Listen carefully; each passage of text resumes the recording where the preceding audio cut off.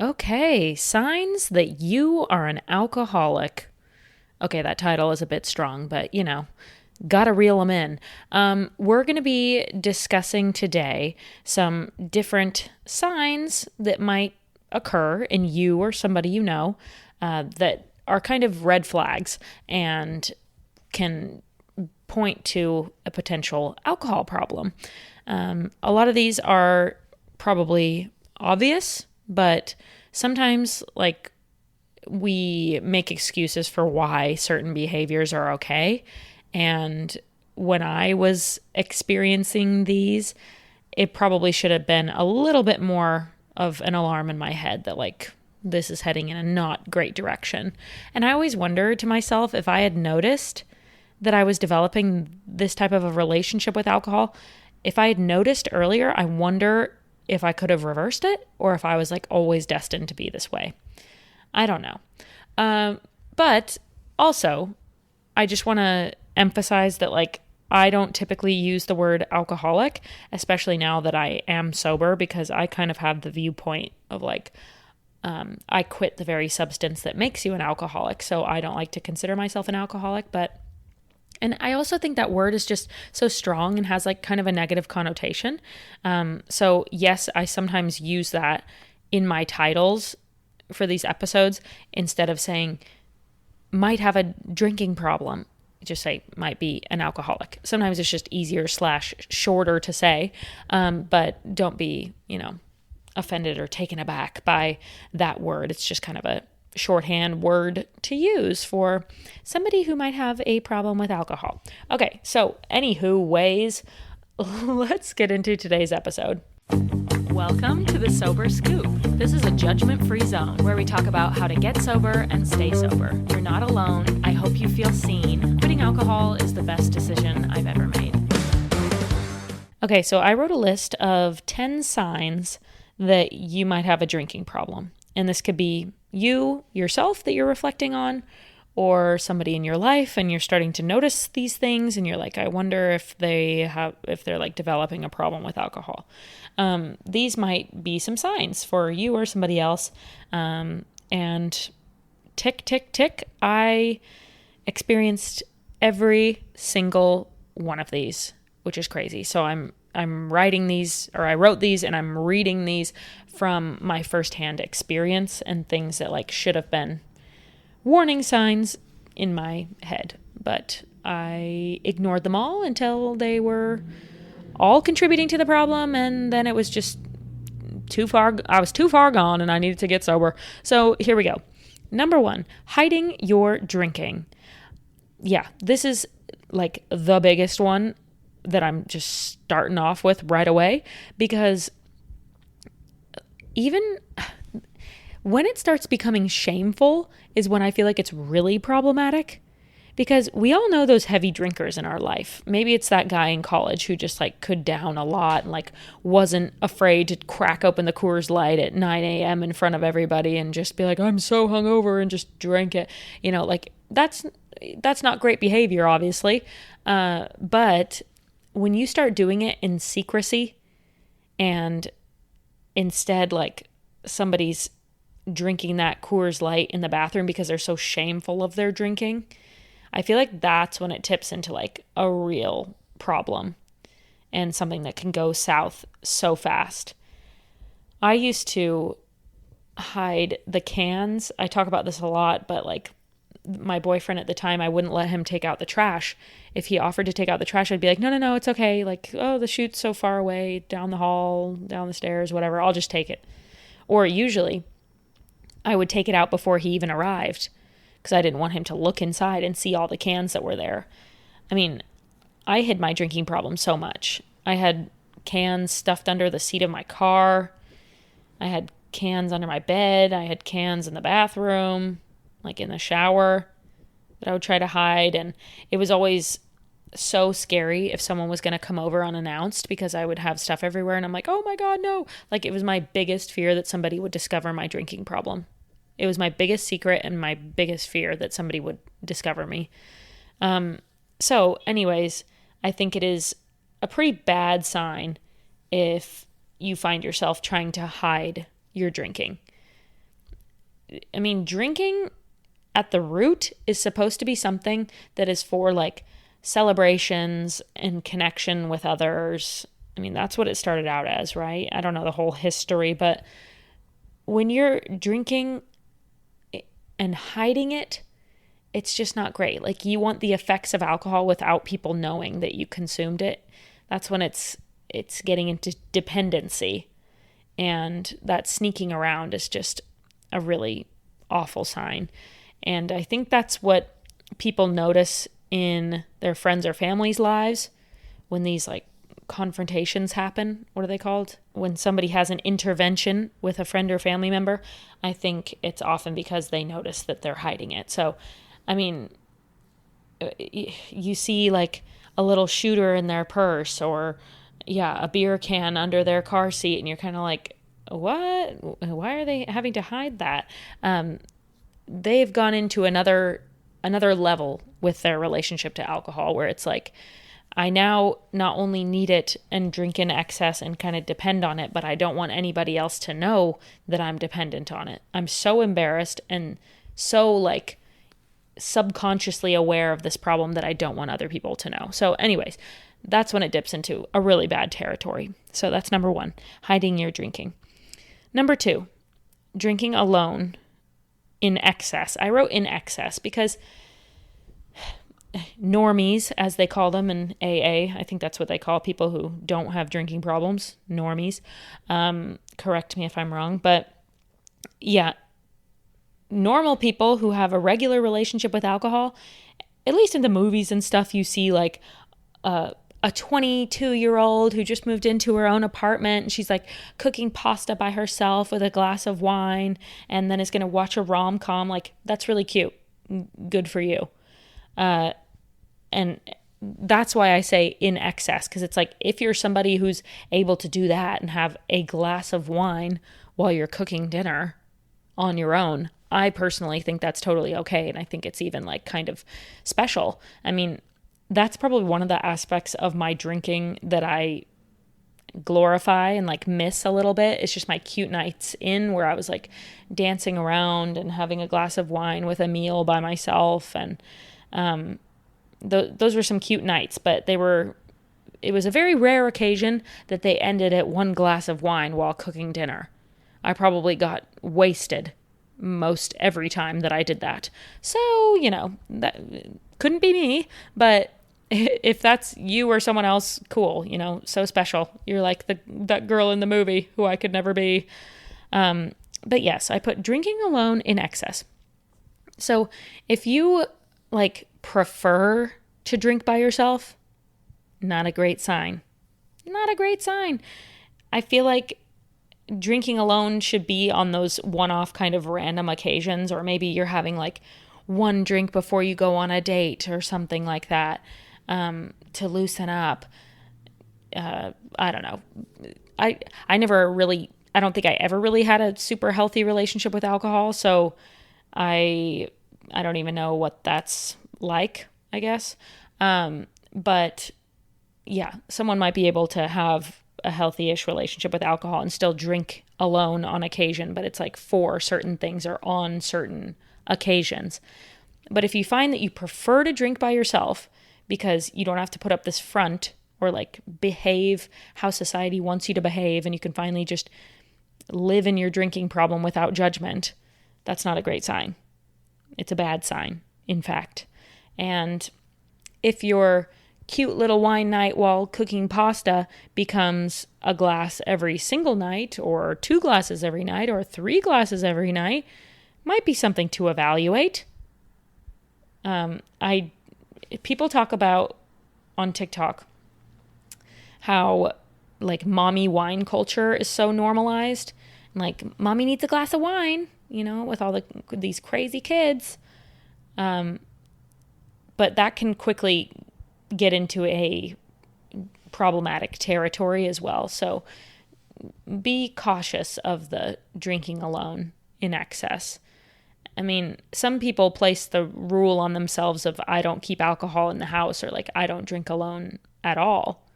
And that's some good willpower. There are certain situations that I just romanticized as far as drinking alone went. So, I don't know, like if that's a rule you're able to put on yourself, then yeah, that's cool. But I also think that if you have a healthy relationship with alcohol and are able to have those cute special moments, like one glass of wine while you're cooking pasta once a month or something, then yeah, cute, go for it. But yeah, just be something to be aware of. Number 3, avoiding situations where alcohol is not present. Big time. This is a big one. Yeah. I just did an episode talking about how in sobriety you learn your hobbies and your actual interests and you realize who you are as a human being because you don't have drinking as your main hobby. And if you notice that drinking is kind of your main hobby, you're probably heading down a bad path. When you choose alcohol over your actual genuine interests, like for example, now in sobriety, I really enjoy beach volleyball and golf. But like when I was a drinker, I would almost always rather drink than do either of those things, which now those two things are my favorite things in the whole wide world. So if you don't do things because there's not alcohol, then that's not great. During the height of my drinking problem, you think I played beach volleyball? No, I did not. I was also recovering from an injury. Part of the reason I think my drinking problem got so bad. Listen to my injury episode. Ugh, so annoying. But anyway, yeah, wasn't playing a lot of beach volleyball when I was drinking because I would always rather be drinking than playing beach volleyball. And I would not go to things where alcohol was not available. Like, I just remember I would always have to know if alcohol was going to be there. Because if it wasn't, then I would pregame it. Like if I knew that there was not going to be alcohol at like this brunch event for work or something, and they're just doing like pastries and coffee and tea, I would pregame that. I would have 3 Coors Lights before I went in because I would know that there isn't alcohol at that event. And I would really, in my mind, prioritize events and activities that had alcohol right embedded into the activity themselves. Things at bars, things in the evening, restaurants that also serve alcohol. Oh my God, I would never go to a food place when I was a drinker that didn't have alcohol. Because some of the best food places don't have booze. Like if it's a random cute little fish spot, fish hut in Seattle, or like a super authentic Mexican taco truck, like they're not going to be serving beers at the taco truck. Maybe they are, but usually not. Like I wouldn't go to these food experiences because it was never about the food. It was always about the booze. So be aware of that. Number 4, pre-gaming situations that don't need to be pre-gamed. That goes along with what I was saying with like the work event that's pastries and coffee and stuff. And I'm like drinking before I go in there. Yeah, you don't need to pre-game your coffee brunch situation. And I would pre-game job interviews. I would pregame hanging out with my boyfriend, even though we've been dating for 2 years. I would pregame having dinner with my boyfriend's mom. I would pregame any nerve-wracking situation. I would pregame any boring situation. Like if I was going to have to be at the DMV, I would like drink before that because it was going to be so boring. I pregamed the grocery store. I pregamed the coffee dates. I pre-gamed going to the movie theater. I would usually sneak alcohol into the movie theater. Yeah, pre-gaming when you don't need to. Like pre-gaming is for having a couple drinks so you save money when you go out and you're partying and whatever. Pre-gaming is not to make boring activities slightly more fun. Okay? And I feel like they do that in the movies too. I mean, even, what was I just watching? Oh, The Summer I Turned Pretty. When they they're at this really boring work conference. It's the mom and the dad who are no longer together anymore. But they like steal the wine and they get drunk because it's just like so boring. And that's so funny in movies. And that's another thing with being sober is like you just look at those things differently. Because I'm like, if you had a healthy relationship with alcohol, yeah, that's a fun experience, right? Like just get wasted at the conference. LOL, so funny. But in sobriety, I'm like, I mean, I used to do that all the time. when I was a drinker. So it's less like, oof, a one-off fun activity. That would be crazy to be drunk at the conference. It's like, that's what I always would have done. So it's just a little different. And it's weird seeing that showcased on TV because I'm like, oh, other people think that's like funny or cute, or they would never do that. Maybe once, oh my God. But like, I did that all the time. Okay, number 5, putting alcohol above all else. We kind of touched on this a little bit, like you would choose drinking over any of your hobbies, volleyball, golf, going to the gym, like hanging out with friends. When I was a drinker, I would always 100% of the time rather sit at home alone and drink than hang out with any other human being. Whether that be my significant other, my best friend, my family members, I preferred booze over it all, which is really, really sad actually to say out loud. But yeah, if you find yourself prioritizing alcohol over other things, and that could be your work responsibilities, it could be, your friendships, it could be your kids, like you're missing their Sunday morning soccer game because you're so hungover because you prioritized booze last night. There's a lot of different ways people choose to prioritize alcohol over other things in life, but there is so much that life has to offer. And if you are choosing booze over one of the beautiful things that life has to offer, you might want to nip that in the bud, because you don't want to just drink your life away and have that be your main interest in this life. We only get one life. Do you want to die? Do you want to be on your deathbed at 90-something years old, if you make it that far as a heavy drinker, saying, oh yeah, I just drank a lot, like that was what I loved doing, just drinking a lot? There's way too much good to be experienced in this life. Okay, that got kind of deep. Let's move on. Number 6, withdrawal symptoms when not drinking. I wrote / pain in the liver because that was me personally. But yeah, I'll never forget. I'm in my head, I'm standing right in this kitchen of a previous apartment of mine when I, for the first time, noticed that my hands were shaking the morning after a night of drinking. And people might call that hangover symptoms, but for me, that was my first sign of like withdrawal symptoms, because that was when I was going through a really hard time and I started drinking like for a majority of the hours throughout the day. And so overnight, whether that was like, 7 or 9 hours, that's a long time to go.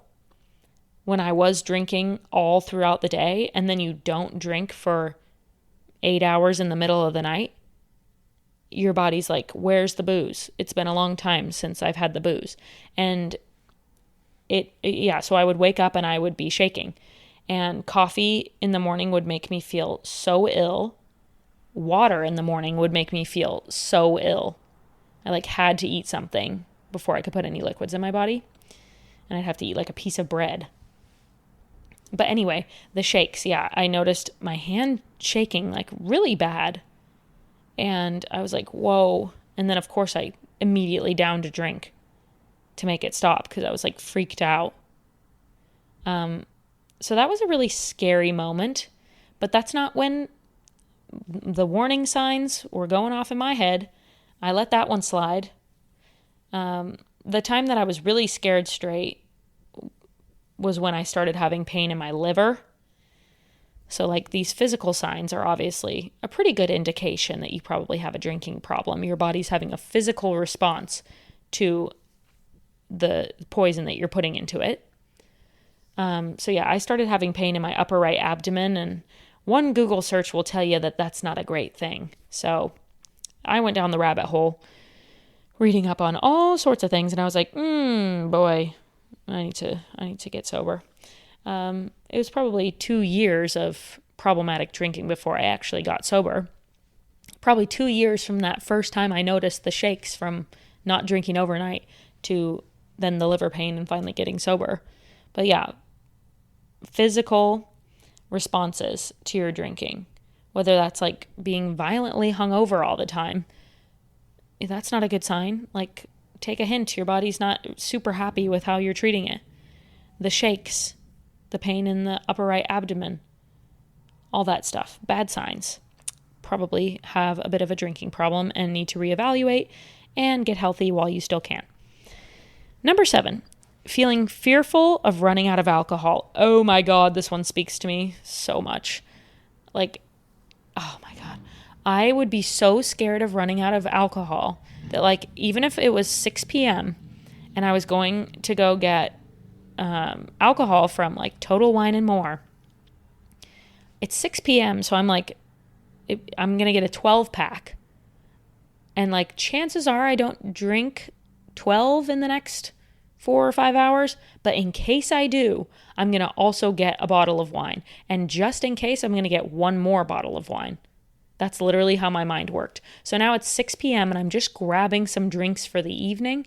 And I'm getting a 12 pack and 2 bottles of wine. Because that's how fearful I was of running out of alcohol. And I always had, I wasn't a big hard alcohol drinker. I was definitely like a beer, wine, and seltzer kind of gal. But I did have a decanter of whiskey and a decanter of vodka for emergency situations. That was my like emergency stash. Oh my God, speaking of emergency stashes, this was an embarrassing thing that I did to myself. Oh my God, I played so many mental games with myself. But sometimes I would hide a beer in really weird places, like in the very back of my fridge, like behind some jam or something where you couldn't even see it, so that on a day where I thought I was out of alcohol, I could like quickly scrounge a word? Whoa. You know what I mean? Sift through the fridge and, oh my God, there's one more beer in the back of this, thank goodness. And when I shared this story with people on TikTok, people were like, well, at least yours was in the fridge. People told me that they would hide one like in some weird cabinet or shelf in their house or in a coat pocket in their coat closet, so that if one day they ran out of alcohol, they could run to that coat closet and get the one White Claw that they stashed in their winter coat pocket and be like so happy. The joy that I felt when I discovered a drink when I thought I was all out is wild. That was like the highest high I experienced as a drinker, was when I thought I was out of alcohol and then I find one more. Oh, so bad. But that's really how my mind worked. So if you feel that genuine fear of running out of alcohol, that's not great. Like if you finish a 12 pack in an evening, you don't need to drink more. Like, maybe just be done after that. And if the thought of being done freaks you out, like, oh my God, but what if I want more and I don't have it and I can't go get more because it's past dark and I don't want to walk and I can't drive because I've been drinking. If that fear runs through your mind, you might have a drinking problem. You do have a drinking problem. Okay. Number 8, drinking in the mornings. Yeah. So in our society, mimosas and Bloody Marys are like a part of our culture. And that's another thing that like normies or whatever, people who have a regular relationship with alcohol, like they could have a mimosa or a Bloody Mary every now and then. But I just want people to be careful with this, because I truly feel like those brunches are like the gateway drug for having a serious drinking problem. Because if you're sitting at some bougie restaurant and drinking Prosecco out of a champagne flute with a little splash of orange juice, it's like accepted. And so eventually, like, I got to a point where I was like, why not just have that at home in the mornings? And I used a hangover as my excuse a lot of the time. And I believe that hair of the dog is a big reason that morning drinking happens and people's drinking problems get out of control. Hair of the dog is waking up with a hangover and then like drinking to cure the hangover, because more alcohol is like the only way to make a hangover completely disappear. And so I just think like people need to be careful with the morning drinking. I wish I was more careful with it. That's another one where I'm like, I wonder if I would have had a drinking problem to the extent that I did if I never picked up a morning drink. And you just like had to deal with the hangover that you were experiencing. So, yeah, like if you have a normal relationship with alcohol, whatever, enjoy your Sunday morning mimosa or your Bloody Mary or whatever, but be careful of those morning drinks because those kind of situations taught me that it's okay to drink in the mornings. And then, of course, being introduced to the hair of the dog taught me that it's okay to drink to cure hangovers in the morning. And just those two mixed together really catapulted me into another level with the drinking problem. So be wary of the morning drinks. We're almost there, guys. Number 9, drinking to get through sad times. This is another one that's very normalized in our culture. Like every single TV show and movie that you watch, people will say, "Oh, I need a drink." From a stressful situation, a sad situation, just an unideal situation, people drink through all the time. And I would advise that if you are feeling sad or angry or going through something traumatic or confused or just like emotional, mixing alcohol with that is never a good choice. Never. I think once I learned that alcohol kind of does work for a quick Band-Aid fix to cure all my problems, I got addicted to that. And any minor inconvenience I would drink for. Some guy said something to me. Some guy cut me off when I was driving. It could be literally anything, and I would drink for it. It also made me drink through like the hardest times in my life, which drinking is a Band-Aid fix, so it really only just delays you having to deal with all these things. Those things are still happening in your life. You're just drinking to make them magically go away, but you will have to deal with them again. So it's better to just deal with them head on, feel your feelings, and my biggest piece of advice would just be like, never drink to get through a sad time. Somebody dies in your life, like drinking's not the answer for that. It actually, viewing it this way has helped me a lot, but drinking through sad times actually does a disservice to what has happened. Like if somebody dies in your life, it does a disservice to their existence to just drink those emotions away. Like, not to get too deep, but that person had an impact on your life. Like, feel that. And it's okay to be sad, and it's okay to be affected, and it's okay to take time off and like be with your thoughts and your feelings. You don't need to drink it away to make it instantly disappear. And I know how it feels to feel like this is way too much. This is way too overwhelming, and I don't think I can do it on my own. Like, I need alcohol to get through it. But there are always other ways around it.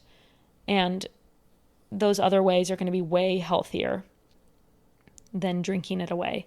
And once you learn that drinking works to magically, poof, get rid of your problems, you'll start using it for everything, and that's when it goes south really, really fast. So don't drink to get through sad times. Don't drink to get through anything. Drink to, if you're going to have alcohol as part of your life and like try to have a normal relationship with alcohol, drink in happiness, drink with friends, drink in celebration, drink with good food pairings. Like, don't drink for sadness and alone or loneliness. Don't drink for negative emotions is my advice personally. And number 10, we made it. Struggling to stop after one or two, or not seeing the point in having one or two. So a lot of people talk about how in their drinking problem, they have one or two and it makes them want freaking 5 or 6 more. Like, I know that I was somebody who maybe I could have one. No, actually, who am I kidding? I couldn't. But once I had that second one, usually it's like, okay, well, now I'm done. That's me done. I'm gone for the rest of the evening.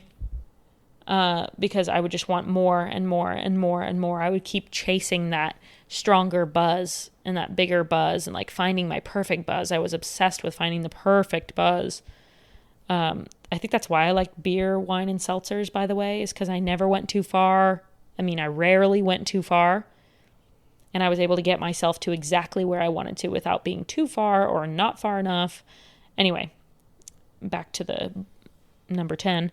Yeah, if you can't have 1 or 2 and you'll always want 6 or 7 more after that, that's not a good sign. And if you also don't see any point in having 1 or 2, if you're like, well, if I have to stop at 1 at dinner, if I'm having 1 glass of wine with dinner, what the heck is even the point?